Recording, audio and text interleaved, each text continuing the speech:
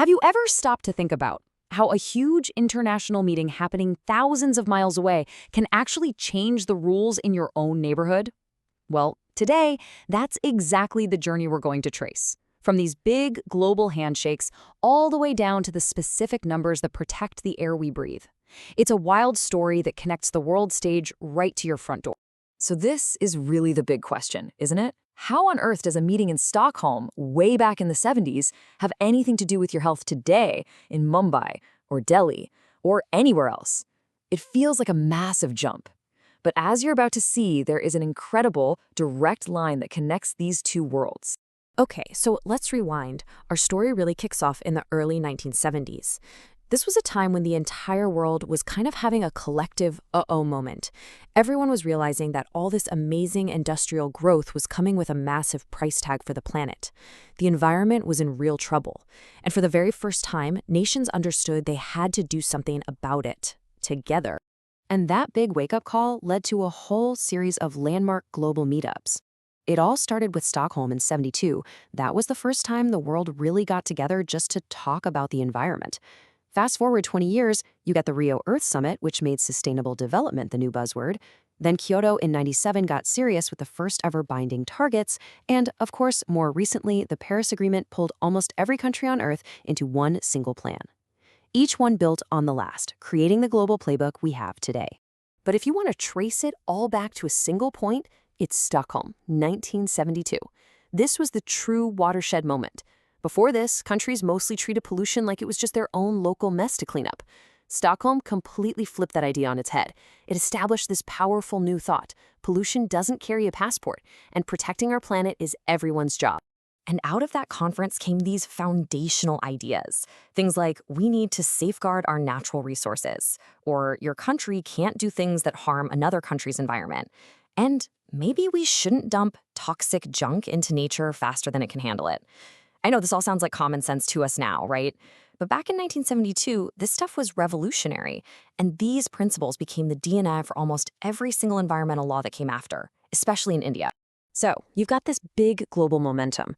How does that actually land back home? Well, in India's case, it didn't just inspire a few new rules. Nope, it went straight to the top, right into the Constitution itself. The energy from Stockholm didn't just fade away. It pushed countries to change their most important laws. And India was right at the front of the line. And get this, it happened fast. Just 4 years after Stockholm, in 1976, India did something really profound. It passed the 42nd Amendment. Now, this wasn't some minor tweak. It was a massive statement that literally wove environmental protection into the fabric of the nation's highest law. This gave us Article 48A.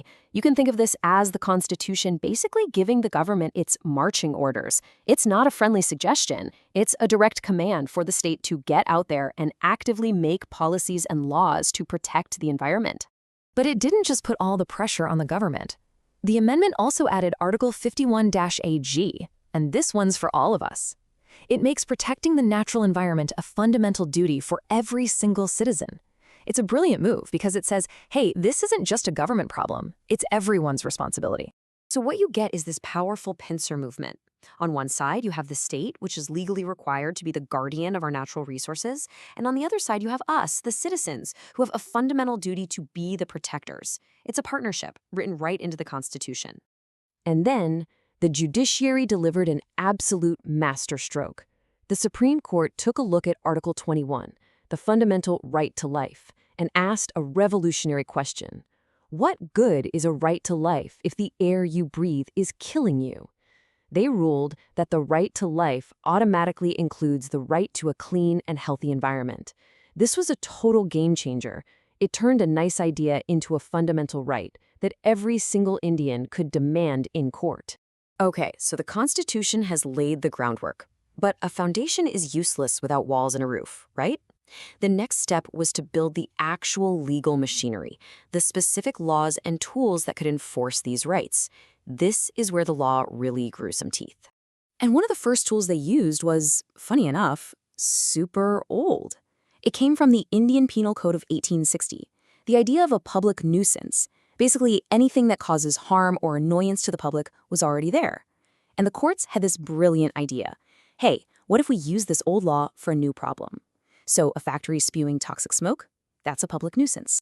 So you've called it a nuisance, now what do you do? Well, the law already had a fast-track solution for that too, Section 133 of the Criminal Procedure Code. This thing is designed to be quick.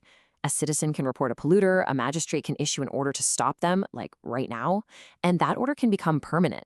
It was a way to cut through all the red tape and get immediate action. On top of that, the Supreme Court introduced another landmark idea, the polluter pays principle. And it's as simple as it sounds. If you make a mess, you pay to clean it up. And not just that, you also have to pay for the damage you cause to people and the environment.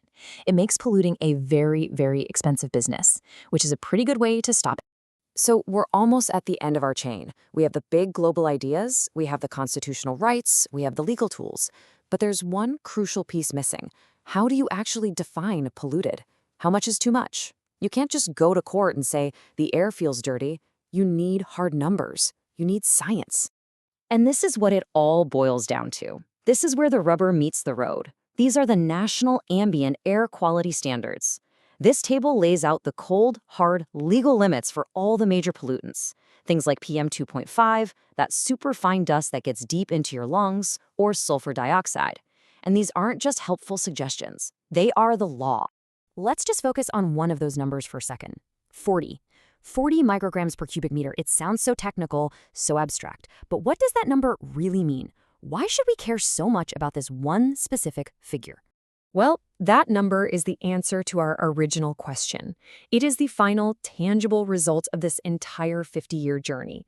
Think about it. It started as a vague promise in Stockholm to safeguard the air. It became a fundamental right to life in the Indian Constitution. It got teeth from the polluter pays principle. And it all ends right here as a specific, measurable number that defines what safe air means for you in Mumbai or anywhere else. And of course, it's not just the air we breathe. The exact same process applies to the water we drink. The legal limits for heavy metals like lead, arsenic, and mercury are incredibly strict. I mean, look at mercury. The legal limit is just 1,000th of a milligram per liter. It just shows you how detailed and science-driven this whole legal framework has become. So there you have it, from a global summit in Sweden all the way down to a precise number that defines the quality of the air in Mumbai. The legal framework is here, and it's robust. The journey from a big idea to a law on paper is complete. But that just leaves us with the most important question of all, doesn't it? With all these incredible rules in place, what does it actually take to turn them from words on a page into a clean, healthy reality for everyone on the ground?